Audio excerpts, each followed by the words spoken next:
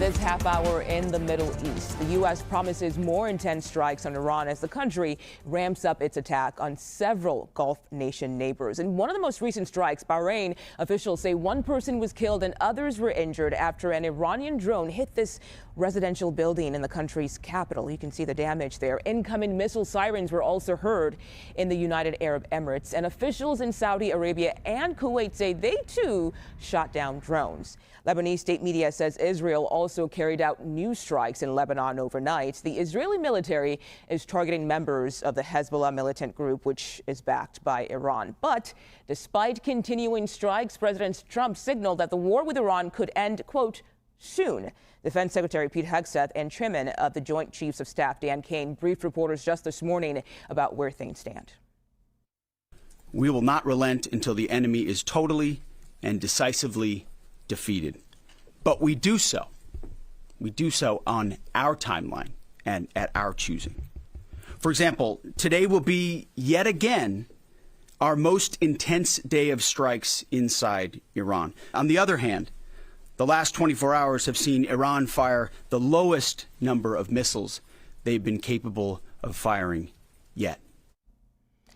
Okay, let's bring in CBS News contributor General H.R. McMaster, National Security Advisor to President Trump in his first term. Thank you so much, General, for your time today. So the U.S. already struck down 5,000 targets. That's according to General Kane. And as we heard, Secretary Hegseth, he just said today will be the biggest day of strikes. I want to get your take on all of that. Well, Mugo, hey, it's great to be with you. So what you're seeing them is execute strikes against the missile and drone strike complex of the Iranians. This is now the Iranians' 33rd wave that they fired last night against their Gulf neighbors and against Israel and our bases in the region.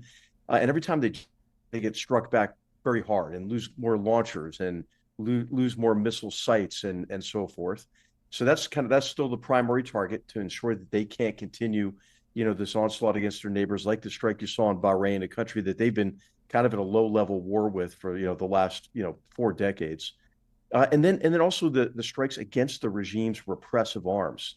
You're seeing them now go after these law enforcement command centers associated with the Basij, kind of this repressive arm of the regime, as well as the Islamic Revolutionary Guards Corps, as well as some of the propaganda arms of the regime. So you're starting to see a range of targets that are aimed at loosening the regime's grip on power and ability to repress its population. So, and then of course the war is continuing through proxies.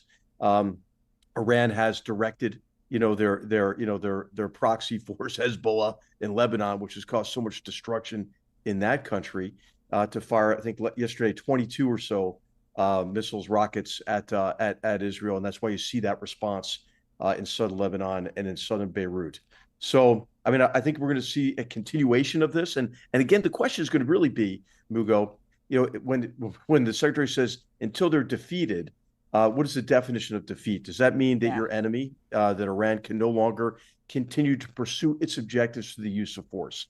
And we have to remember its objectives were to get us out of the region as the first step in destroying Israel and killing all the Jews. And part of their strategy was to keep the Arab world perpetually weak, enmeshed in conflicts, sectarian civil wars, so they could extend their influence to the Mediterranean, build that ring of fire around Israel, and light it. And of course, a regime with that intention, you don't want them to have these destructive weapons, the missiles, and certainly the most destructive weapon on earth, the nuclear weapon. I want to ask you about the possibility of U.S. boots on the ground, because Secretary of Defense Pete Hegseth, he is still not ruling out boots on the ground, even though he said Iran's capabilities have been diminished. So do you think the U.S. military is able to accomplish its objectives without actually having forces on the ground inside Iran?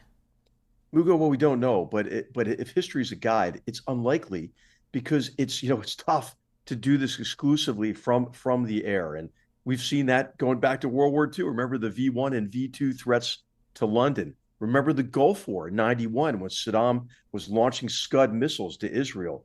It took special forces operating on the ground to identify some of those launchers. Now, look at Israel's case, right? They've been surrounded by rockets and missiles. And they thought, in the 2006 Lebanon war, hey, we can get at this through the air. And ultimately, they had to go in on the ground. So our sensors are much better. We have much better strike capabilities. But there may be cases, I think the president's right not to rule it out, where you would employ forces on the ground to conduct reconnaissance operations, to identify these missiles, bring in airstrikes. I mean, I could foresee at some point in the future where the U.S. would support maybe opposition groups to the regime, much like we did the opposition groups to the Taliban after the mass murder attacks of 9/11. And you could see other instances where there would be maybe a limited objective associated with dismantling a certain capability, like this enriched uranium that's been discussed. But we have forces who are trained to do all of those missions. But of course, the president will weigh the costs and risks associated with each of those. Yeah, and I think you just answered part of my next question for you, but I want to expand on that. What do you think it will take to have U.S. boots on the ground? Would it be basically to completely end and dismantle Iran's nuclear program? That could be a limited objective. You remember during the war, the multi-front war that Israel was fighting after October 7th, 2023, they conducted an operation in Syria that was quite impressive with special operations forces to destroy an underground missile facility that the Iranians had built. Now, a lot of these underground facilities that are in Iran were built by North Korea, help them with these missile facilities and deep buried facilities. So I think that's a possible mission. We have units, like elements of the 82nd Airborne Division and certainly our Ranger Regiment who could conduct operations like that. And of course, the advantage they would have now without Iran having really effective air defense is that they could have really exquisite air cover, to be able to conduct the deployment into an objective area or offset of an objective area and conduct that operation. But I would think, Mugo, this would be a raid. A military operation that's a raid is a military operation of limited purpose, short duration, and planned withdrawal. I don't think the president's considering, forcing a change in the regime in Iran with ground forces in a country of 90+ million people. Okay, General H.R. McMaster, as always, we appreciate your time. Thank you so much for your insight today. Hey, thank you, Mugo. Great to be with you.